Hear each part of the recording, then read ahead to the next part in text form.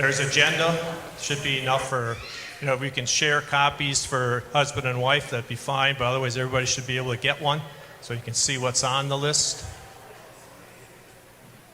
Reminder, this is an open forum. No motions will be made or discussed at that time, just giving you a chance to hear and to make comments.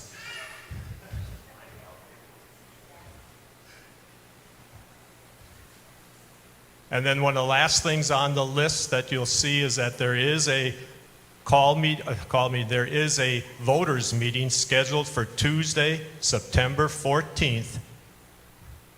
And at that time, any recommendations that we're looking for coming from this open forum, and for the sake of calling a second pastor, will take place at that time as a voters meeting, where then all the transactions can take place and move on from there. So, Pastor, the opening prayer, please. We bow our heads. Lord God, Heavenly Father, we are always amazed at your amazing grace, how you love us and care for us. We deserve none of that, Lord God. It makes no sense, but you are a gracious and loving God, and we thank you for you've given us the words of eternal life in your Son, Jesus Christ. Bless our open forum as we discuss again your plans, Lord God, and how we can expand your ministry, how we can grow in Jesus and share his love. Give us insight and help us to dream, Lord God. Help us to dream dreams that glorify you, dreams that, again, reach out to our community, dreams that help to strengthen our members as they grow in their love and knowledge of Jesus Christ. And again, thank you, Lord God, for the opportunity to be part of your kingdom and the privilege of doing your kingdom work. We do it together, and we do it out of love for you, and we do it to your glory. In Jesus' name we ask it. Amen. Thank you, Pastor. According to the agenda, then, we're looking for the agenda items that you see on your agenda sheet. Is there any other agenda item that someone from the congregation wishes to be brought forward? Nothing was mentioned to us, but we just want to give that opportunity. All right, moving on then to the anniversary plans to celebrate the story. The 3 weeks, September 12th, Pastor Gergel will be giving to us the origin of how this all began. On September 19th, Pastor Schrader will be coming back and preaching on the journey, because he was our first pastor here. And then September 26th will be Pastor Rosh with the vision to move on. And now on those Sundays, are you ready, Diane?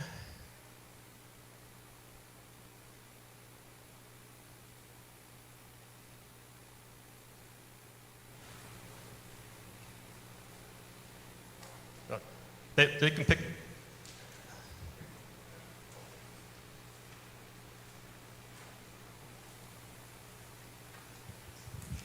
Hello, everyone. Good morning. I'm here to talk about the anniversary. It was last year, 1995 to 2020, and because of COVID, we're going to celebrate it this fall now.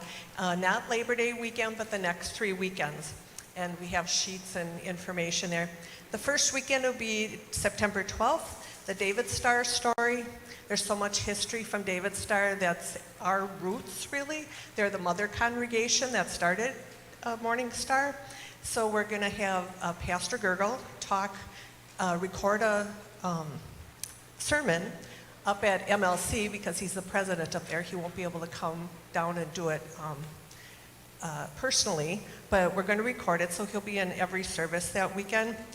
5 through 8 grades will be singing, and Brian Davison, and there'll be a video about David Starr in the offertory.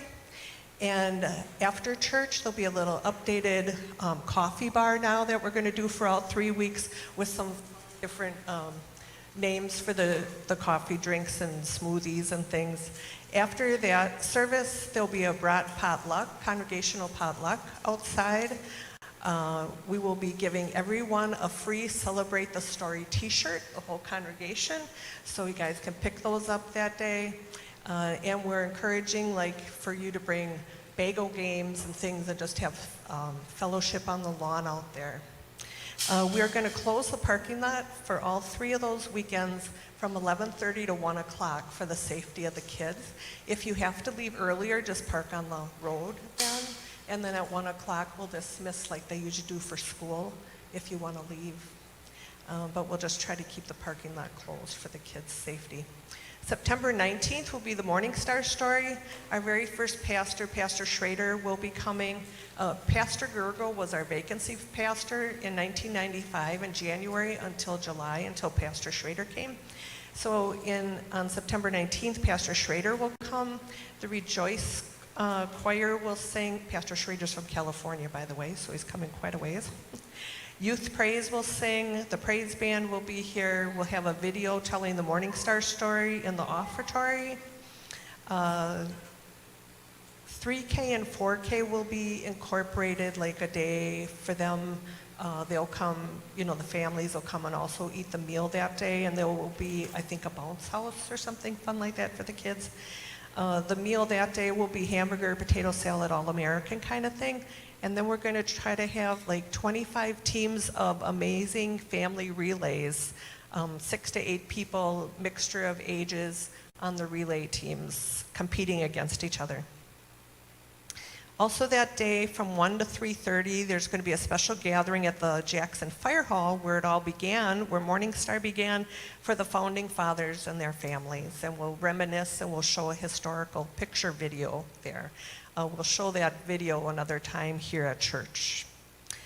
And then September 26th, we're going to go on then, and now what? Now what happens after those 25 years have happened? The next 25, we're going to share the story on the street where you live. And Pastor Rosh will be preaching that weekend. Again, we'll have the updated coffee thing. The brass and the organ will play that weekend. Grades 1 and 2 will sing in the Rejoice choir. The meal that day will be a Qdoba-style burrito bowl, buffet, cheese pizzas, and anniversary cake. That weekend, that day on Sunday, will also be the golf outing for adults, and you can sign up and call Mark Wilson if you'd like to sign up.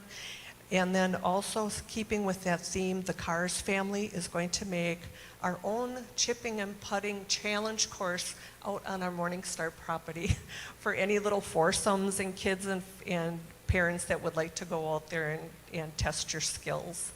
So we are having some very fun things for the next 3 weekends. The information's in your mailbox. There's sign-up boards out there, and there's also sign-up Genius links on the website, Morning Star's website.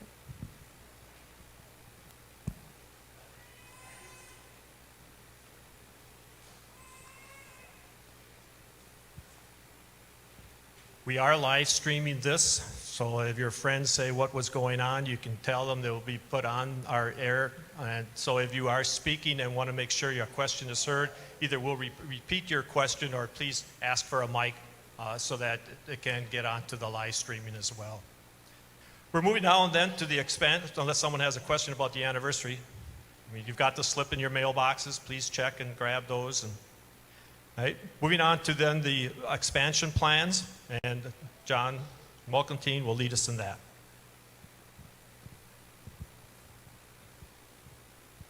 Okay, we're bringing up a PowerPoint presentation for you to follow along. This has a little bit of history. It's been 2017 when we started showing even plans on this, so I don't remember because of COVID, I don't remember anything that happened pre-COVID, so I thought we'd better refresh where we are, where we've come, and then you can kind of understand maybe a little bit the progression of plans and where we are today and what we're thinking, why we're thinking what we're thinking. There will be handouts for all this, so feel free to just pay attention to the screen. I do have a pointer on here. I'm going to use this screen. Do I have a pointer? Oops. Well, I'll just describe a little bit here what things on the plan. So, oops, sorry. Okay, so let's start out now. Try to be a little efficient at this, just out of time. But if you have any questions, please stop me and interrupt. I'd like to make sure you follow along. So this is the plans from 2017 that was done by Excel Engineering. And this is the first floor plan. So what we were looking to do at that time is to expand our school, add additional classrooms to that, as well as start an early childhood center program as part of the floor plan there. And so over to the right was going to be the early childhood center, a one-story building that would take care of everything from infants to 4-year-olds, so a full program. It would have its own office all the way to the right, so it'd be all the way up to the parking lot that we have right now. It would also have a multi-purpose room, which is that bigger room that juts out to the bottom, and an after-school care, which is a dedicated after-school care room, which is what is up to the top. And then growing down from the school was going to be a brand new school office. So the current school office would not be where it's located, but this would be the new school office, and a cafeteria and a kitchen on that first floor. The floor above, what we wanted to do was to add 3 new classrooms to expand the school, to allow us to have then a classroom dedicated for everything, 1 for each grade, 3K all the way up to 8th grade. And in the corner, we definitely would have a restroom need, and so in that bottom corner, we would add restrooms along with some tutoring classrooms for tutoring, band lessons, and the like. So putting it all together, again, this is some of those features that are in that program: Early Childhood Center, taking care of infant to 4s, a multi-purpose room, a new office and entry. The school would have 3 additional classrooms, so we have a classroom for 3K all the way up to 8th, a new after-school care classroom, a cafeteria and kitchen, a new school office, tutoring rooms, and additional restrooms. So at that time, we had that estimated by a contractor. They price it out to all individual subs, so it's almost like getting a bid, but it's just not official. And that price was coming up to $4.5 million. It almost split in half, for that expansion. So back in May, we did an update, and we looked at trying to bring those. The goal was, 1, try to bring the costs down, but try to preserve as much of the program as possible. Just an initial look at a $4.5 million project, it would take a lot longer for us to be able to achieve that. So we wanted to see what we could do to accelerate that. So basically what we're trying to attempt here is to get both programs within the footprint of just the school expansion footprint itself. So this would be a 2-story addition. What we're reflecting here is all the items in blue would be the Early Childhood Center program, and the items in tan would be the day school program. So on the first floor in the bottom right corner would be the office, brand new office for the Early Childhood Center alone. That entrance to the bottom would be the Early Childhood Center entrance. And then all the different classrooms would be infants to 4s. We're just trying to show that we're accommodating all of them. Where they exactly go would be determined later on.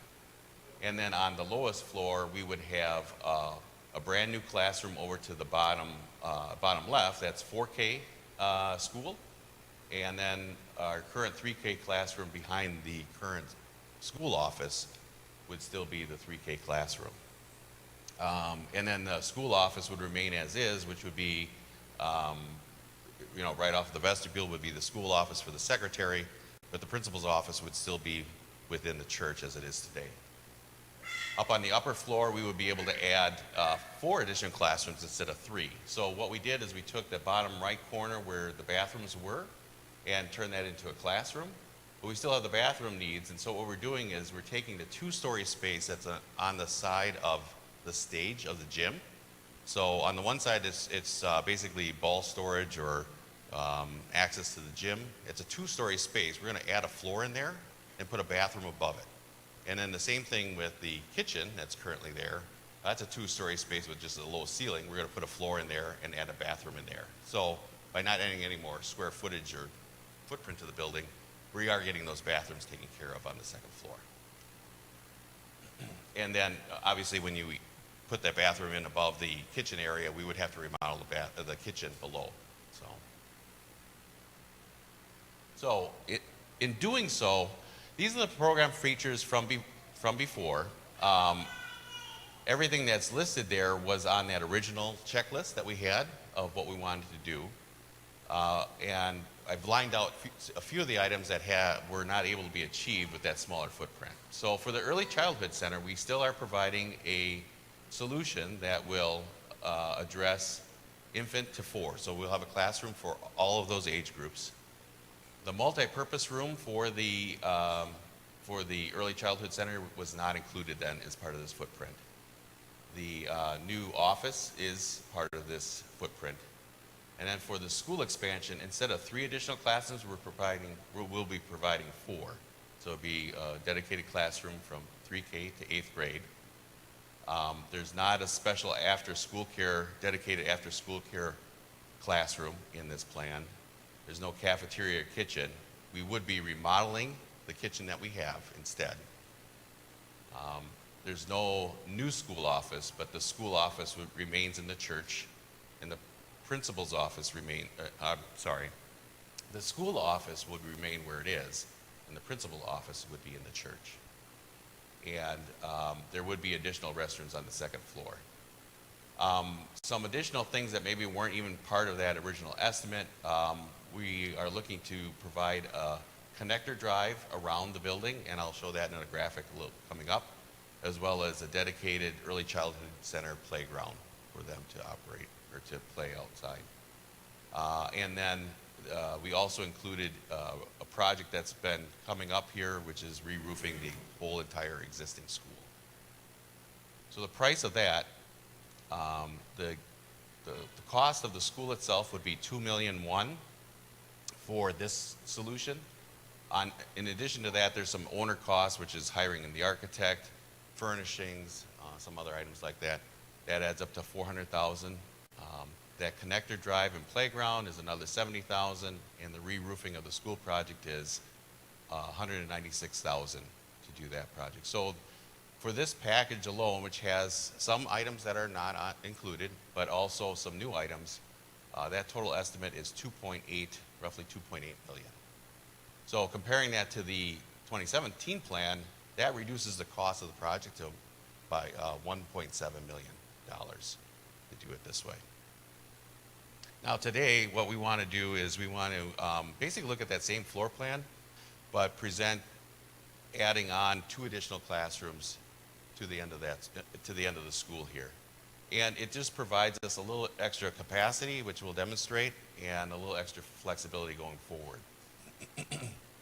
So going back to the floor plan, basically it's the same floor plan as before, just that over on to the right here, we're adding 1 additional classroom on that floor and an additional classroom up above it. So again, this is a completely 2-story solution.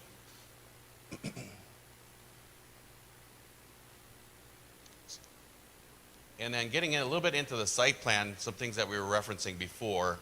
So here's our church up above. The existing school is over to the left.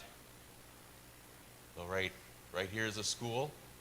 And then the school addition.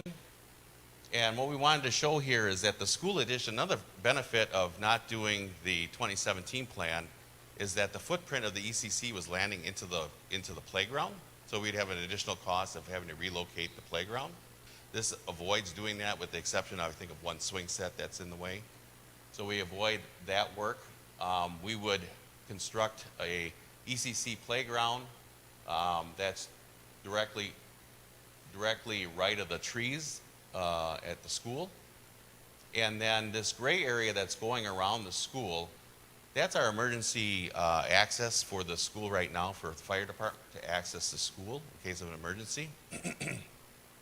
What we would look to do is to widen that and create a 1-way driving lane on that way in order for drop-off purposes alone, exclusively in the morning. So you come in the morning, early childhood center, parents could drop off their kids, walk the kids into the classroom, come back out to their car, and we would connect that to the pastor's parking lot over here to the right. So you'd have a 1-way traffic pattern. And just to kind of demonstrate that, here I've got in blue, blue would be early childhood center traffic pattern. So people would come in to the same driveway, our main driveway, but they would go back to the back driveway and then pull up into the angled parking. The blue office right there is where they would check in with the ECC office and go into the ECC classrooms, back out, and then go up into right around here to the pastor's parking lot area. The day school traffic pattern would be the same, coming in the same way. You have the drop off right by the entrance canopy over here, and they would walk through the church and go and engage with the school as they do today. And again, if you would have children in both programs, they would pick one way or the other. Just blowing this up a little bit, this is showing the floor plan of the school, a little bit larger image of the playground right next to the right next to the trees, and then the footprint of the school itself. And that hatch pattern is that larger classroom plan that we're showing today. The differences between the light gray is our current driveway, and the darker gray is the additional pavement that would need to be added. And then what I wanted to show on this slide here, thinking ahead even beyond this, you look at Bethlehem's program, they built the ECC, and they had to build another one right after that or expand the program. So again, we're not proposing we're doing that. It's just that we want to make sure what we build today doesn't shoehorn us in later on. So this slide right here is just showing that what we would build, or what we're proposing to build today, could be built on as a one-story addition or a two-story addition back out to the parking lot, and we could expand that program further if we ever deem necessary. Not proposing it today, we just don't want to make sure we're building something that we can't expand later on. And again, that's just a blow up. So that's the darker area to the right there would be just a future building opportunity if we ever wanted to. So looking at that program, so what we're proposing here is, at today's meeting, an early childhood center. Again, it's addressing infant to fours, so every one of those grades or children would have their own classroom. It has early childhood office, but it doesn't have the multi-purpose room. The school expansion is going from, instead of 3 classrooms, it goes up to 4 additional classrooms. So we have 3K to 8th grade, everyone has their own classroom. 3K would then, instead of being behind the office as it is today, an internal classroom with no windows, smaller size. They're on the outside, just like everybody else. They have a full-size classroom, 3K in this proposal. We do have one room that's not dedicated to then one age group. That could be a dedicated after-school classroom. It could function also as a multi-purpose room, so it's an extra bonus classroom that we would have in this layout. We don't have the cafeteria, full cafeteria and kitchen as proposed before, but there is money in the budget to completely remodel the kitchen that we do have to make it more serviceable for servicing the kids in a different manner. And then the old school office could be restored, meaning having the principal's office back in by the school office. And we do take care of the additional restroom need on the 2nd floor. We would, again, have that connector drive as I was describing, providing an early childhood playground. Playground there, meaning unlike our other one with wood chips, this would be a surface like AstroTurf, very easy to clean. You don't have infants grabbing wood chips, putting in their mouth. Be a fenced off area, so that way it can be controlled. That's what we're budgeted for that, and an existing, re-roofing the existing school. So the price tag for that, estimate for that project would be, again, same as before. It's the same program, that $2.1 million, but the 2 additional classrooms are adding another $470,000 to that school price tag. So the school cost would be $2.6 million. The owner costs, the connector drive, the re-roof is all the same, bringing up the total estimate to $3.3 million for this program that we're showing today. And comparing that to 2017, again, this is still $1.2 million less than that $4.5 million project that we looked at originally. Any questions? It's primarily a floor plan review. Well, the layouts or see what we plan to put on all the floors. Yes. I just have a question about, so 3K's downstairs, are you putting 4K then upstairs? But then there's also a reason for this participation? So with this current plan that we have right now, we have two classrooms, 2 full-size classrooms on the first floor that are not part of the ECC. And again, I'm just trying to provide classrooms. How we put them around would be up to school. So you could do 3K on the first floor and 4K on the first floor if you wanted to, and put after school care upstairs if you want. or you could be 3K on the first floor and after-school care on the first floor and 4K upstairs. So, yeah, right. And again, that could be even reshuffled with ECC on how that's all laid out. Yep. It just primarily is looking at bathrooms and providing bathrooms for. Which class goes in which grade and which classroom right now is not the issue. We're just showing to make sure that we do have a classroom for every one of the groups. And there has to be a separate room for the 3-year-olds and 4-year-olds that are not in 3K and 4K. In there, they would be able to be joined together into one classroom and be and be watched and supervised by a hired person together. 8-to-1 ratio, things like that. They could be joined together. But our 3K that our school offers and 4K have different curriculums. And so they have to be separated and joined that way. That's why we didn't have enough classrooms without these extra ones added for that sake. So the youngest grade that would have to be upstairs would be kindergarten. You know, we can shuffle it anyway, but we have to at least have kindergarten upstairs with that program. Talking to Bethlehem, I mean, it's not much different. I believe they do have 4K and 3K in the upstairs situation in theirs. But. Anything else for building plans? Yes, Dan. The kitchen remodel, does that cover, being a state licensed childhood center? Do we need a cafeteria, or is it not anything that's required? I know in some public schools, they'll use the gym as a cafeteria and have tables that fold up, and then you have gym class and put them away. Right. Yeah, and because we're building something directly above the current kitchen, it's going to get trashed. We can pull out the refrigerators, we can pull out any appliances that we have in there, but we're planning on rebuilding it however it needs to be rebuilt.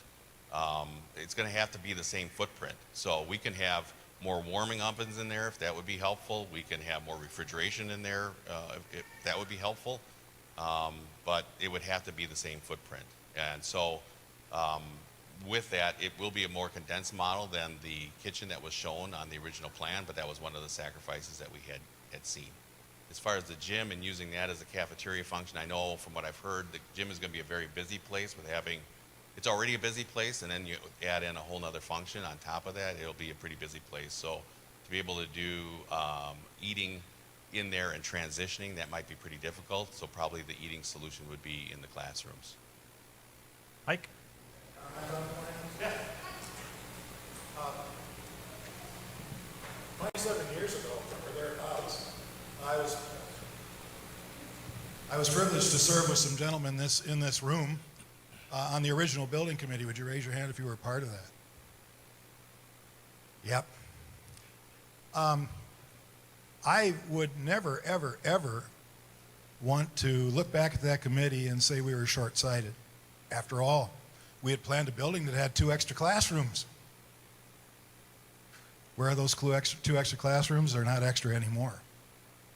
The room that I occupied for many years towards the end of my teaching career here, actually the walls were filled with an extra insulation foam so that it could be a music room. It could be the band practice room.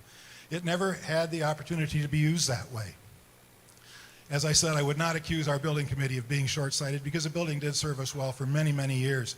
However, looking at these plans, I don't want to be in a situation where we look back at ourselves and say, boy, were we short-sighted, when we can add the classrooms that we need for a cost of, John, would you just hit me with that again? Was it $400,000? Yeah. Yeah. 400 to 500. Anyway, I am applauding the work that this committee has done to scale this project back to a point where I feel it is affordable and going with the option that you see in front of you right now. I think it's a wonderful option. I think they've done wonderful work. Thank you for that work, and I certainly hope that this congregation can go forward supporting the idea of this plan that's in front of you right now.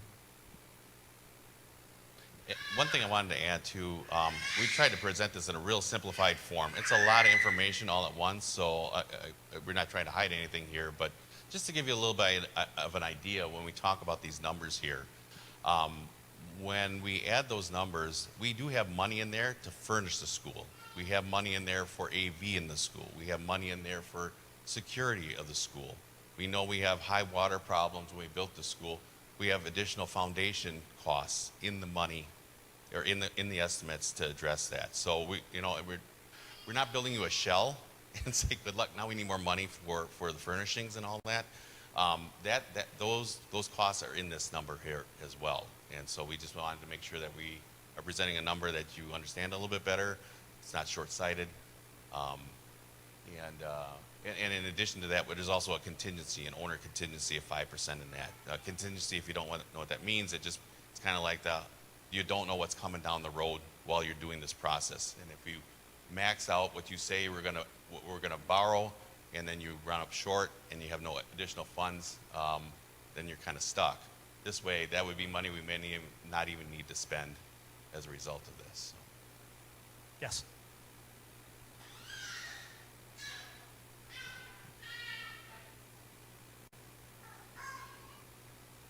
What that explores as a cafeteria where standing kitchen is very Yeah. So the question was there any look at using the existing stage to use for cafeteria expansion? And I think possibly the answer is no.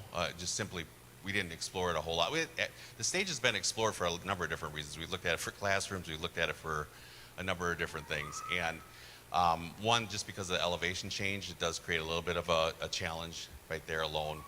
Some additional cost to demo that, to get that down to the main floor.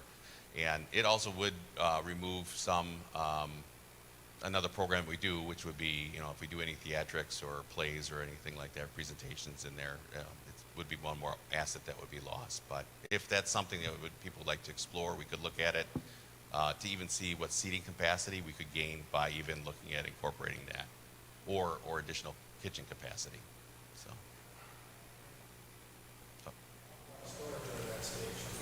Yeah, and that is where our table storage and our chair storage, which would have to find another location. Yes. piggyback on the kitchen.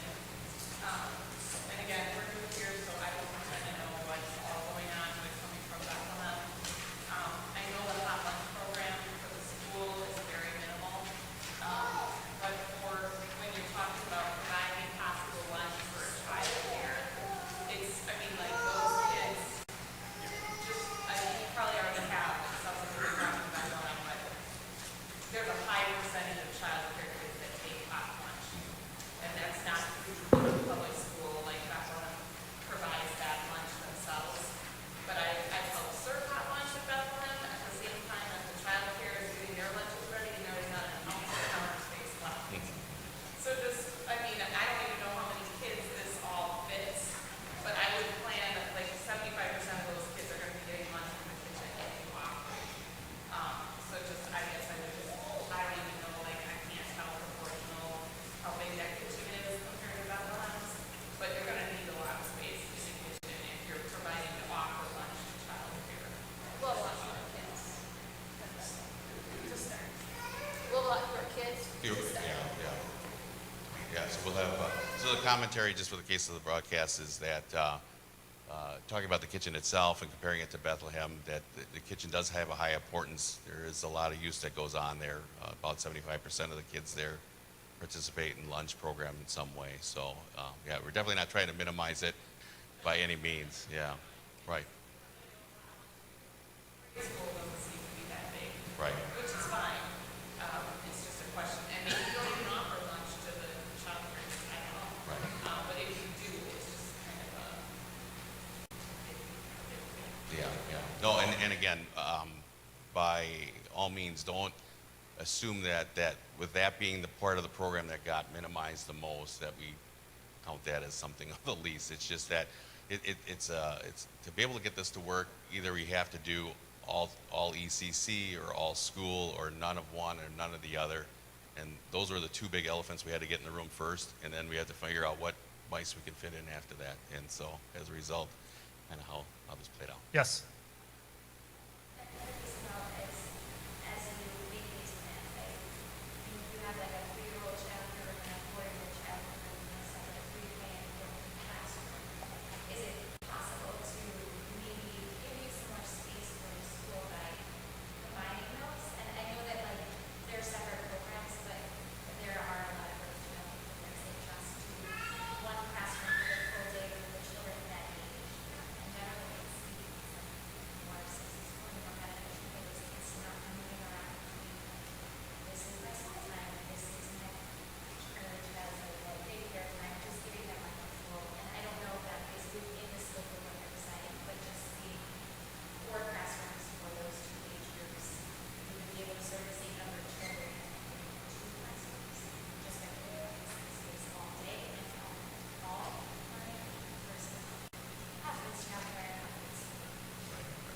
that definitely could be something that we looked at.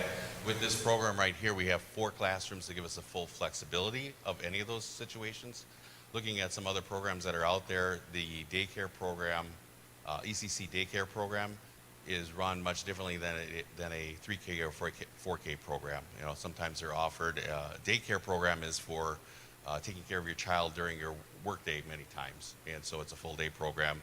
Sometimes other schools do it where 3K or 4K is a partial day program, or offered not all week, but some days of the week. And so, again, that's maybe not what's being done here. It's just that it allows those 2 programs to run a little bit autonomous from each other by having 4 classrooms. But again, if any of the things that we have in this plan in our program, like the kitchen, like any of these other things, which would demand space greater than the classroom, and we can get it to work out from, again, how many kids come in and all that, we could definitely take a look at that.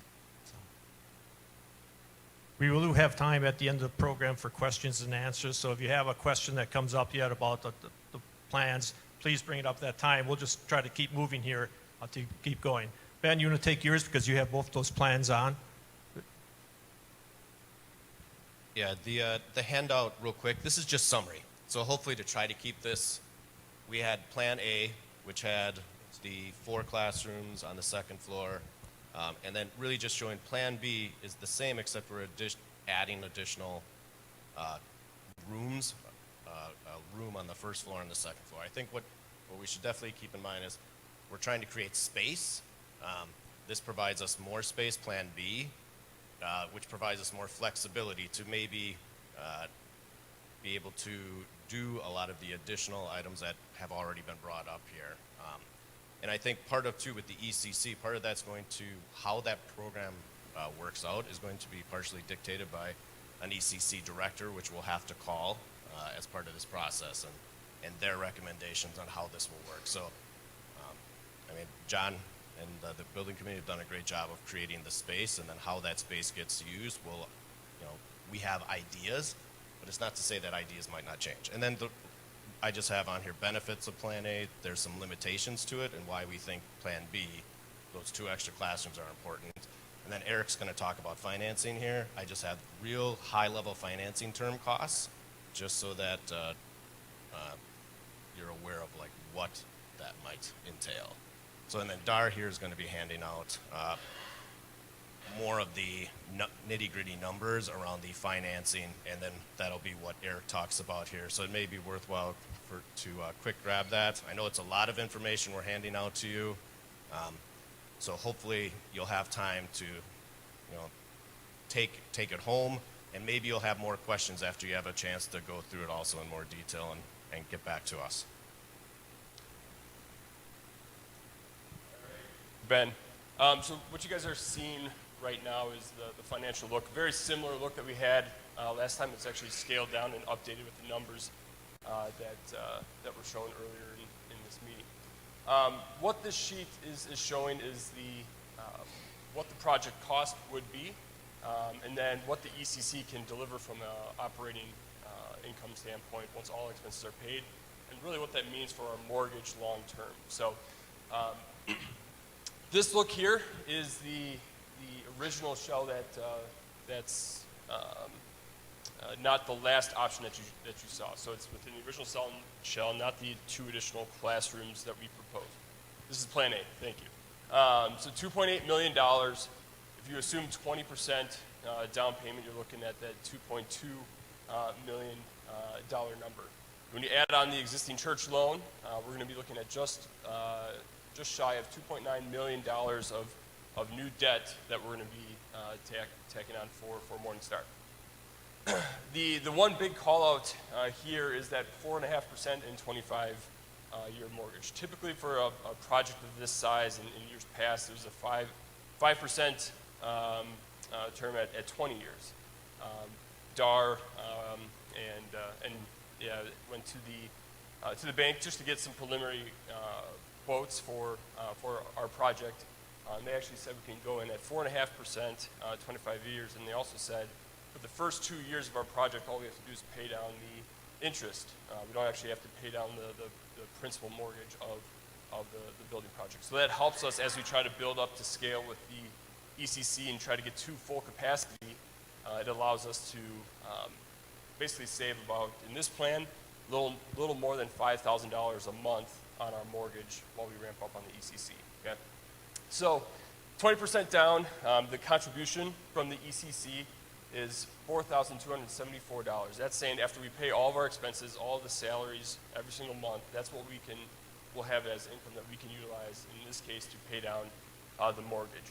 So our total mortgage after we take that out is $12,601, okay?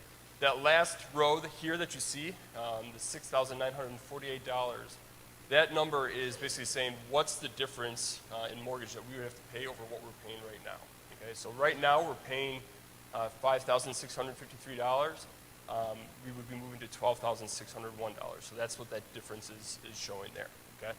So that is 20% down with the ECC at 55% capacity, or 42 students, children in the ECC. The look that you see across the board, you have a 25% down payment, so the only difference there is you're paying more out of pocket towards the loan. But then the other three columns there is showing what the capacity being at 75% and 90% and how that changes your financials. Really, the only thing that it changes is the contribution number from the ECC. And so that shows that at 20% down and 75% capacity, so 57 students, we'd be paying, when it's all said and done, $892 more in our mortgage payments than what we're at today. And if we get to 90% capacity, which is, I think that's the 68 individuals, we'd be actually coming in looking pretty good, just actually shy of $2.4 thousand to less than what we're paying today. So that's what this plan shows with the option A classroom. This is the, let's see here. Here we go. So your sheets should have, the project cost on top is just showing what the option A cost was. The project cost that you see there of $3.3 million is the option B building plan with the 2 additional classrooms. A is on top, but then the project cost is right below it. So $3.3 million for that building plan that has the 2 additional classrooms. I'm not going to walk through row by row. It's the same look as the previous plan that we just walked through. The biggest piece here is the new debt. Comes to just shy of $3.3 million. Our mortgage payment, in this case, would be $18,979. The contribution, assuming 42 children in the ECC, is $4,274, which means our mortgage payment would be $14,705. So you're looking at $9,000 more in mortgage that we'd be paying than what we're paying right now. Okay, so that's what this look shows. And then as you continue to build, as we continue to increase your capacity in the ECC from 75% to 90%, those are the numbers and how it shakes out. Okay, so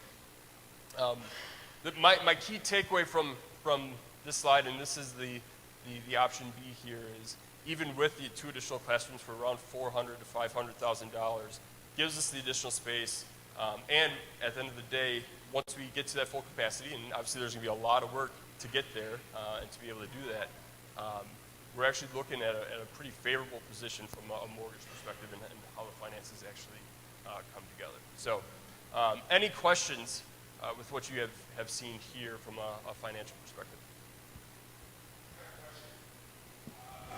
Your studies are based on like 4 years ago, correct? Is that correct? Yep. But now that everybody's saying home, people's doing different things, is that still going to be the same capacity? And now with everybody having to pay more money, I mean, if you get hired, they're paying you $2,000, $3,000 signing bonuses. How does that affect this? Is this going to raise this number? Because you're going to pay more in general and maybe possibly less kids? What happens if these numbers aren't reached? The congregation's got to pay money because the bank's not going to see it as okay. Yeah, I mean, So I can tell you in the numbers that we plan for salaries for our staff in this case, it is on the top 90 percentile of staffing. So we're kind of banking that into the plan, making sure we're trying to cover ourselves as much as possible. People are staying home, yes, that's true, but people are also going back. I don't think that'll be something that's long term. One way or another, we're probably going to be right in some areas, wrong in others. So we took the more conservative route here from a payment perspective. We could look at raising rates too for childcare if we need to go that route. But here we took the average based off of Bethlehem, Good Shepherd, and what they're charging to give us those rates as well. So these are estimates, forecasts that you can guarantee that we'll be wrong in some fashion. We're just hoping we're more conservative to where we're actually in a better spot. Is we're not going to be state certified, correct? Correct. Are all the other EC or child care units state certified? I mean, you mentioned different ones. Are they state certified? Because people might look at that. When we add apples to apples, they go, oh, I'd rather go with state certified, even though they could be the same. And that may affect a little also. With cutting off the cafeterias, making it smaller, not having a lunch program, as mentioned before, these are all going to play into this. So how does that add up here? Yeah, and what we've been doing, Jerry, maybe answers a little bit to the other question too, is we do look at other programs like Bethlehem, like St. Matthew's and Oconomowoc, just to name a few, and see what they're doing, And again, every program is a little bit different from one another, so we're not replicating any one particular person's program. But what we're doing is we're trying to evaluate the things that we are doing in these programs and the things that we aren't, seeing what their performance is as they come out of the pandemic and what their demand is locally for an established program. We ask them, what was your startup percentages as when you started your program? What were you, 100% first day, 50% first day? What was year two? So we're trying to bake all that information in to be able to do our best guess. And so that in combination with all our conservative estimates that we're doing here, we're trying not to at least sell something that's going to be undershot, And again, we can't predict everything, but again, I'm not trying to dismiss your points. They're all very good points, but at least that way you have a little bit of a perspective of what it is that we're trying to do or the research that we've done. It's not just looking myopically at our church, it's looking at other places and similar programs. Are all the programs around the area state certified? No. I don't know if that is true. I know for sure. Bethlehem's not because they are because of the school. They don't have to be, but it was just relayed to parents that we followed all the guidelines of state certification. It's just that we didn't have to. I mean, ultimately it saved them a cost because you have to. There's fees I think for that. So when you relay to parents, we follow all the same guidelines, but we don't have that additional. I know Living Word is not, as well as the child care center by the BP over here is not as well. Yeah.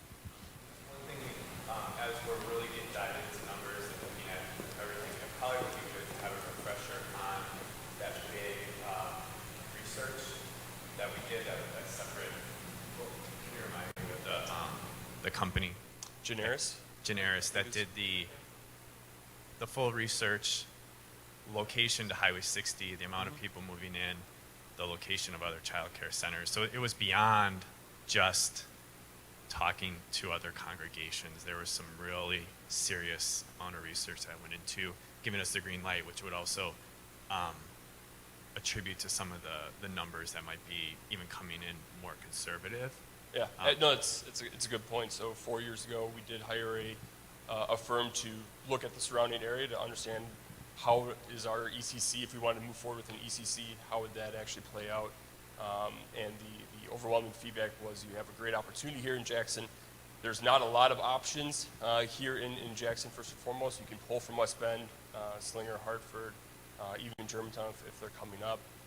But the other big piece was Jackson was a growing community. And 4 years ago it was growing. It's growing even faster now. So I think the opportunity that we have here is even greater. And I did work from home for 6 months. If Morningstar had an ECC, I'd be sending my daughter here as well. So, yeah. Just a comment and then a question. I know builders are still coming to Jackson trying to put in lots of family affordable housing, so we're not shrinking in any way, so there's gonna be more demand. And the question I had was, I don't remember the number that Embrace was on track for, because you say Embrace will contribute this much. Are we still on track, or where are we at with that? Yep. When we had people turn in the pledges, it was $767,000 is what the total was. And at this point, we're 10% above projected. Generis, Larry Ulrich, had made 3 different scenarios. If we would be below where we should be, if we're on track, or if we'd be way above what we needed. And so we're 10% above the on track. So in his opinion, if our congregation fulfills everything, we could be close to $1 million by the end of the campaign. That's what he thinks. But it takes all of us to make that contribution, to sacrificially give to do that.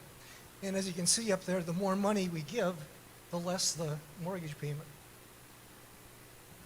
And one thing to keep in mind with that too, those numbers, and when we were going for a campaign at that point, we were saying we have a $4.5 million project, and we're going to raise $1 million. And I'll confess, I didn't know how that was going to come together. So now we're trying to bring the cost of this down, and we've exceeded our contributions that were expected during a pandemic when other churches are shutting. I mean, if God isn't blessing this congregation, I don't know what. So as a result, we have an opportunity now that we have a real doable plan to really make some mileage here in the short term on fundraising and come out in a real strong position to be able to do a project like this. Doug and I went to CEF on last Monday. And when we sat down with him, we presented what we had already made in commitments. He asked, did we have a financial program already going? And we said yes, and we showed him how much as we already have in the client first and what our projections are. And he said, "Woo, that's very good." And then we showed him the plans, and he said we had 25% and then 50% and so forth, the 35. He said, well, we only require 20% right now. And the interest that we have is 5%. He says, no, mark that down. We'll be down to 4.5%. And he said, if you go on this 25 years, the first 2 years is just interest. If we pay just interest on what we're going to borrow at 3.2 million, our quarterly or our payments per month are going to be down to $12,000. Subtract the 6 we're already paying, now we're down to just $6,000 rather than the 8 or the 9 that we see. Granted, it does up your payments in the last 23 years, but in those 2 years, he said, build up what you want. And as much as you want, pay it against your principal so that those numbers go down as well. And so there are some options that we're looking at that if we can get started and give ourselves a chance to have, if we collect 700, 800,000, but only need 600,000 to get our down payment, which is all that we'll need, we can use the other 200,000 for some of the other expenses and cover some of the other payments for the month payments that we would be a little short, or build up so that we can make another 100 or 200,000 down in 2 years after that to cut our payments some more. So the Lord is opening up avenues for us that I didn't realize, and I was real excited. He said, we've got money. We want you. Why don't you go and look at your church? Your church needs a new roof. You're going 3.3, you can go 3.5, and you can get other projects done. I said, no, we're taking care of all those already. We just want to keep it down. But we already know that there is some school choice money that can be used for building that can take it down. And so we can lower that 3.3. Okay? We have an offer now that we know that we have 100 online givers. We met that, and we got an extra 25,000. Well, now that those same donors have come back again and said, we'd like to ask for another 30 people to go online. But they're doubling their payout.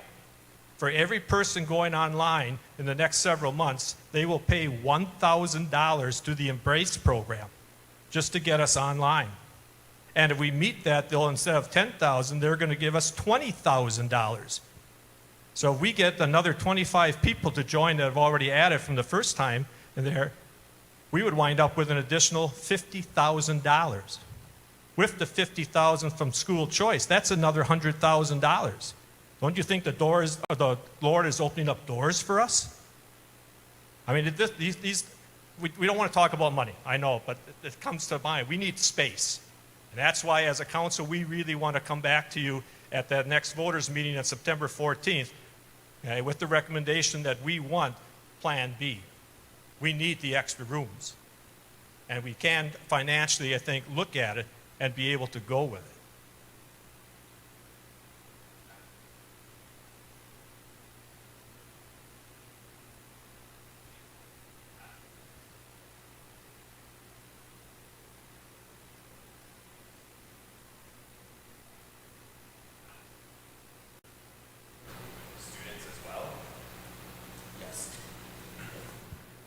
Yeah, I mean, next year, we're to the point where we're going to have to split 5th and 6th grade the next school year. This allows us to actually have the classroom. Without an expansion, honestly, I don't know where we put that class, other than the fireside, which we're already using a ton for school activity. But it does give us the flexibility. Every class has their own classroom, which allows us then we're kind of capped at around 15 to 16 students per class because eventually we have to combine them. This allows us to get into that 20, 25 per classroom. So yes, it gives us a lot more room. Is that even well, Sam, is that what it put here, like even the last couple of years that happened? We do have capacity constraints, so this does relieve that pressure.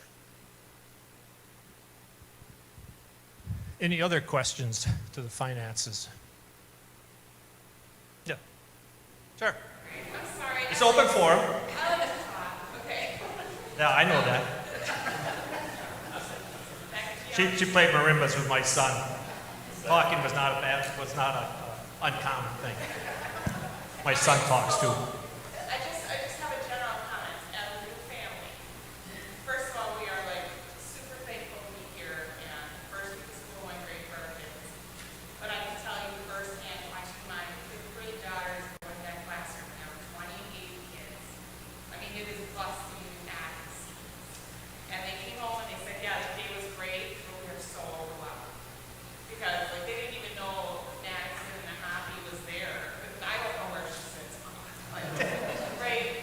So I mean, I have to say, like, I feel like the first forum we came to, we weren't quite members yet, and our kids hadn't started school, and I see ECC coming from Bethlehem, and like, oh, it gives me the shakes, right?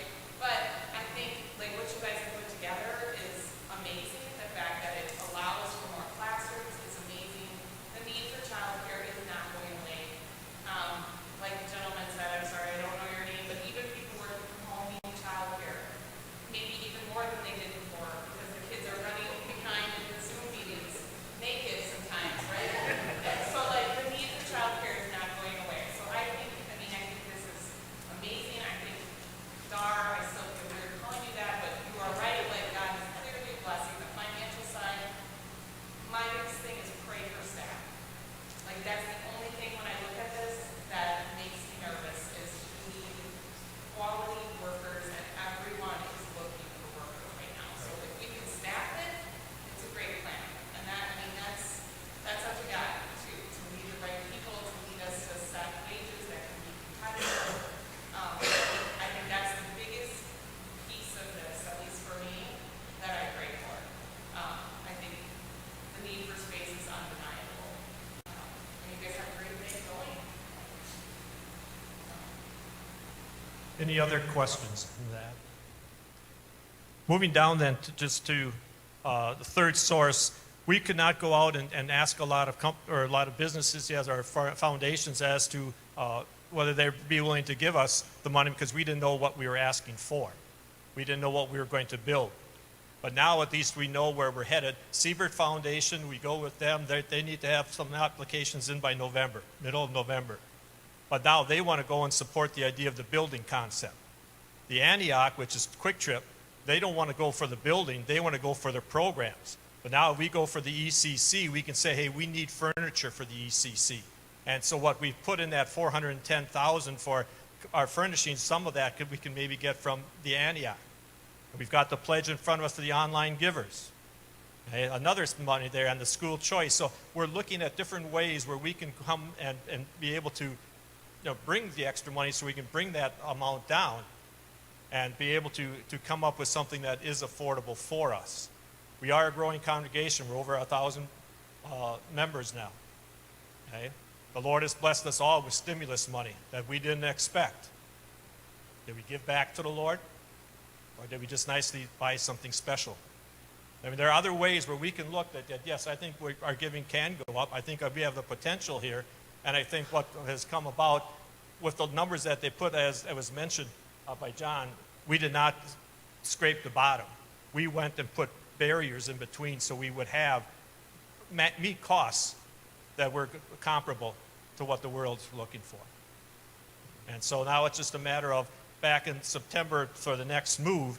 What comes out now is that in that September meeting, we're going to propose a week in advance what's going to be up there, but we will come to you for the recommendation from the council to move on with Plan B and to then look with the financing and get the report and the okay from the congregation.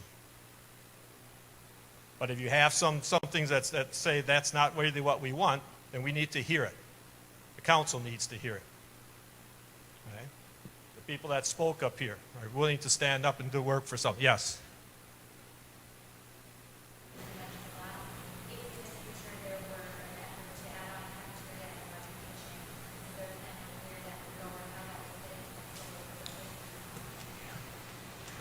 Yeah, I apologize. I probably did skip over that in the plan review that I did.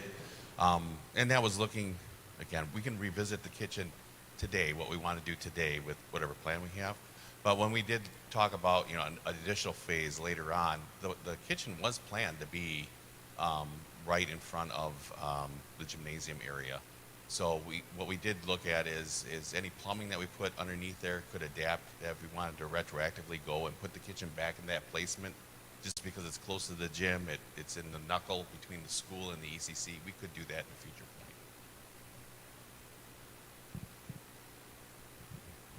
Anyone else? Plans, finances? Just a question, I guess, regarding timing maybe, now that it's, I think when Embrace started, we weren't sure if the ECC would be included or if we just did the school, but now that it's going forward, I guess I'm wondering about the timing of, if a board of directors has been formed, when to call the director, when to start hiring staff, the timeline of, just making sure that the ECC is run well, I guess what thought has gone into timing of that, committees, board of directors, things like that, and if not, like when that will commence.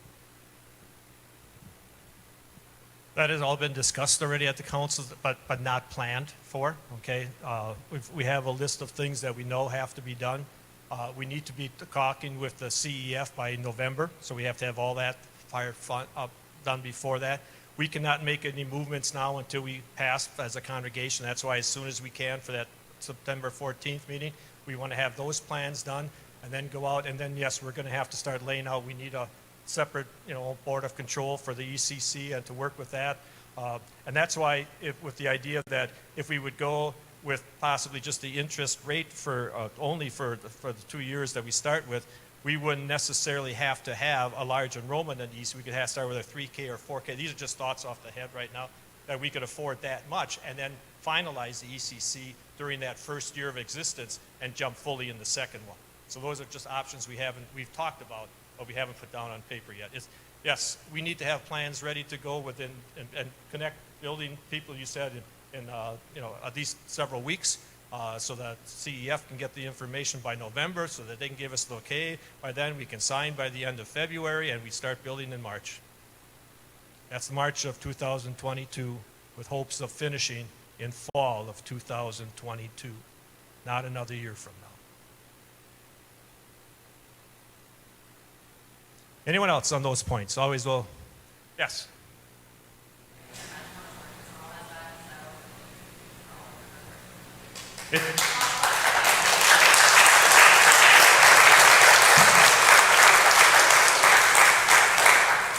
I bought my house when it was already built, so This is all new to me, I tell you. I've learned more probably in these 3 years of being retired than I did the years I'm teaching. But all right, then let's quickly go through, and we're just going to go through those reports. Each one we're talking, by hopefully 2 minutes. So we start off, I think, with adult nurture. Thank you, Dar. I want to thank, first of all, the 2 members that serve on this committee with me. That's Mark Nolte and Matt Eller. We also have a number of people that serve faithfully on subcommittees who do a lot of work behind the scenes, and then they give reports to us each month. And so I want to thank Sarah back there. Sarah's in charge of our new member welcome. She and her committee, so thank you. Did a great job again this morning. I also want to thank John Moldenhauer and his committee. They head up our called worker care committee and do a great job of making sure our called workers are taken care of. Also want to thank Jan Fensky and Marlene Lober. They take care of our church library. And also I want to thank Michelle Zock, and she coordinates our women's Bible studies. We also have a number of other people that coordinate Bible studies here throughout the week, and I want to thank those individuals for their work in always preparing Bible studies. I'm so excited to promote the Bible study that's going to come up, and it's going to be our Sunday morning Bible study starting on September 12th. It's entitled Christian Response to the Transgender Movement.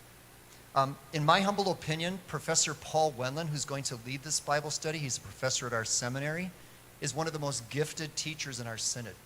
And I want to encourage all of you to come to that Bible study on Sunday mornings. We're going to go back to our 8 and 10:30 worship, and that Bible study will take place in between. And I promise you, you will not be disappointed. He is a gifted teacher, and he'll do a great job with that. We also are excited to announce that we have 4 more small group Bible studies that are going to launch this fall. The sign up for those Bible studies is going to take place during the month of September, so watch for that in the announcements. But we have 4, we think, very wonderful opportunities for you, again, to grow in your faith. I'll just quickly highlight them. So we have one that's entitled Living with Too Little Time. It's based on time management. That's going to be led by John Walther.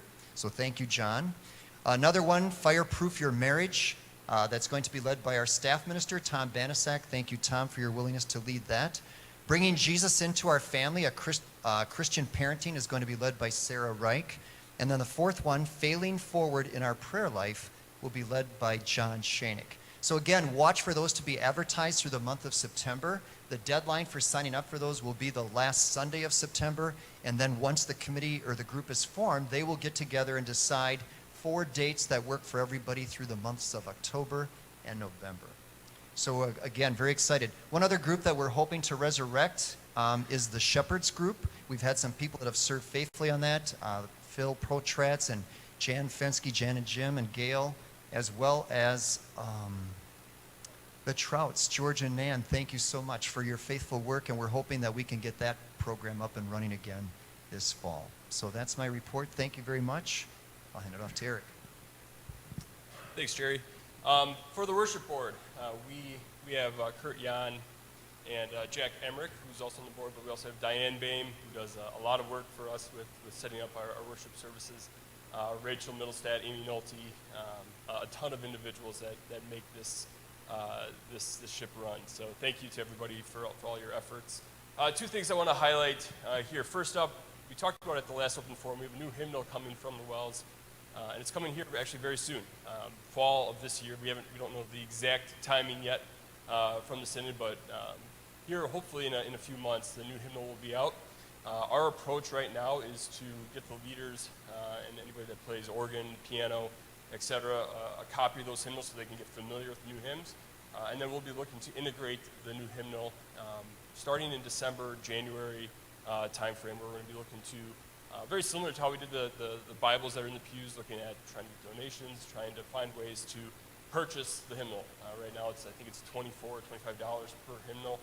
So we're going to be looking to drive some funding for that piece. But look for some announcements here in the next couple of weeks to transition our hymnals and what our plans are to actually raise some funding to support that.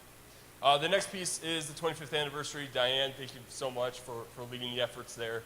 Looking forward to a fun time. I'm not going to spend any more time on that, but please get out. Please try to drive some people from your neighborhood to come to church. It'll be an exciting time and really a good outreach opportunity for Morning Star as a whole.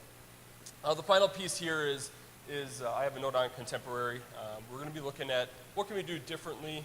Not say we're going to change it all up, but what can we do to kind of revitalize that a little bit, whether it's bands, whether it's some more instruments, make it a contemporary weekend, etc. So nothing to call out at this point, but over the next few months, the worship board is going to be looking at how can we, on the contemporary side, drive some new things for the congregation to be aware of. So that is everything on the worship side. I'll turn to Joel. Good morning. Just another reminder and encouragement to consider online giving. Online giving is regular first fruits giving. It's easy to sign up and use, and it gives more of a steadiness to gifts overall during the year to support our ministry. So please consider that. Dar touched on the incentive to sign up. Right now we're around 140 giving units. If we can get to 170, this donor has doubled. So you think about that, if 30 more people can sign up, then that's $50,000 that will go to Embrace.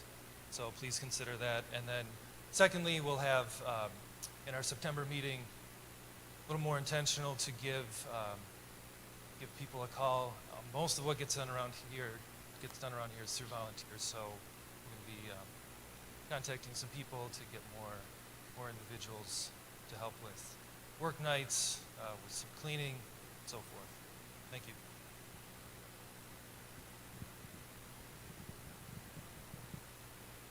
I'm not Aaron Onison, the family nurture. He gave me a text this morning at 20 to 10. Something came up at WLC. He had to attend, and so he can't make it. But just going back to what you see there, the fellowship time after church is going to start, and more volunteers are needed. Sunday school will be starting after Labor Day. The daycare during adult Bible study now, they're looking for volunteers to help in that area. And to take more part in the adult Bible study itself. And the team ministry is looking forward to getting started and with a new approach now since COVID has ended. Moving on then to outreach. Good morning. Just a few things. We are refreshing and updating the church and school website. We've had some sort of stops and starts with that, but I think we are finally gaining some pretty good momentum. Thank you to our team, Joe Klibowitz, Tony Futterer, Pastor Rosh, of course. John Bernhoft, if you see John, please thank him. He has taken a lot of his time and his team's time to help us out with this, so there's lots of new good things coming with the website. We've got a lot of outdated videos, materials, so on that really need to be updated. One of our goals is to hold an outreach event quarterly. We are by far exceeding that goal thanks to numerous volunteers. We've been doing the farmers market at Lamb's Farms down in a little farther south of us. Thank you to George and Nan Trout for volunteering to do that. And then Phil Potratz is going to be doing a farmer's market up in West Bend sometime in September. Thanks to Joel Zock's group, we do have the community gardens up and running again out behind the parking lot. This year is mostly members working those plots, but hopefully next year, basically what we're going to do is we're going to advertise in the Jackson area community, the activities guide that we all get a couple times a year. So we're going to have a full-size half-page ad. First one will be coming this month of September, and then the next one next spring. So we'll be advertising there. We have also joined the Greater Jackson Business Alliance. So this is obviously just folks in the village and around town that own businesses here in the village. I went to my first sort of outing with that a few weeks ago. A lot of really good people there. So getting our names out and about. New outreach materials and channels. As I said, we are going to advertise in the Jackson Area Community Center guides. So lots of folks will be seeing our names. We're going to let them know we're a school choice program. We're going to let them know when we have worship. We're going to let them know we're here to embrace our community in a lot of different ways. We are working almost done with a little free library that actually Marcus Smith has worked on for us. And he's just about done with that. We've been in pretty constant contact with the new village administrator. Jen Keller is her name. And there may be some plans coming yet this fall and winter to do a couple things in unison with them. So we're busy, and it's good. We do need another request. If you have a son, a daughter, a grandchild, anybody who is studying, graphic arts or those kinds of things, there's a lot of work that John Bernhoft and Janine are doing, but we could really use some more hands on deck to help with the website especially. So if you know of any of our young people, high school, college, post-college, that can help in any way, please let us know. So that's it. Thanks. Oh, sorry. All right. Last but hopefully not least, so Mark Wilson is the school ministry board chair. I am not the school ministry board chair. I am just filling in for him. But we also have two other members, Daniel Boehm and Joe Griefkes, who are also part of that, our school ministry board. We have two goals on here: implementing the math curriculum, and then we're also going to be working on, this is really the teaching staff, evaluating new language arts curriculum for next year to be implemented. So there's a lot of refresh of the curriculum that's been going on. So those are our goals. I would say that a lot of what we have been working on is getting staff ready. Another blessing the Lord has given us is having Sherm Karstensen, who's in the back here. Sherm, if you just raise your hand for those individuals who may not. So Sherm is our principal. 3 months ago, when Mr. Brown took his call to Minnesota, I was very worried we were not going to have a full-time principal. So that's just another blessing that the Lord has given us. And we've been able to fill all of the open positions that we've had, extended learning, and then also our 3K, 4K. So our congregation is blessed, and I think we should recognize that as much as possible. That's all I've got there. Sherm, do you have a number as to what is our enrollment in our grade school this year? 160. That includes K through 8? 3K through 8, 160. Okay, thank you. Last thing, or any other questions yet that may have come to mind? Yes. Or is anybody looking at it, or are we just full steam ahead and we're going to use the new thing because new is always better? Very good point. So we do have Kurt Jan that's leading the Hymnal project. He's very in tune with what's going on. The reason why we're not going full steam ahead and giving some time for people playing the organ and the piano is to learn the new hymns, but also start incorporating it slowly, so we're not just all going new hymnal from day one. So the hymnals are starting to ship hopefully in the next month or two. That's why we're also waiting for probably at the start of next year to actually incorporate it. But there's a lot of the same hymns that are in the current hymnal that we can still utilize, while also incorporating some of the new melodies and worship opportunities that the new hymnal provides. It sounds like the assumption is that we're just going to use it. Is that correct? Yes. And that our plan is to incorporate it as soon as we can.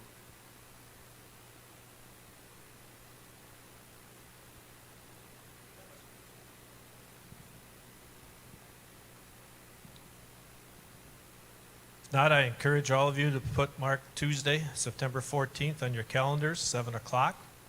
It'll be a call meeting for our associate pastor, as well as then bringing up to you, the voting of whether we want to go along with Plan A, Plan B, and with financial picture, or not go at all. Yes. Obviously, only men vote. Correct. Can women come? Women may come, sure. Can I come? Do I have to answer that? Okay. If you have any questions, we do plan to have a table outside or in the narthex through all 3 of these anniversary services to talk about the Embrace program and the building plan. So if you have questions, please, some of us will always be there to try to help answer those or send an email to us or whatever. We want to all be in this. I think this is an exciting time for us, and it's something that we've really been blessed with. Anything else? If not, we'll rise and end with the common doxology. Praise God from whom all blessings flow. Praise Him, all creatures here below. Praise Him above the heavenly hosts. Praise Father, Son, and Holy Ghost.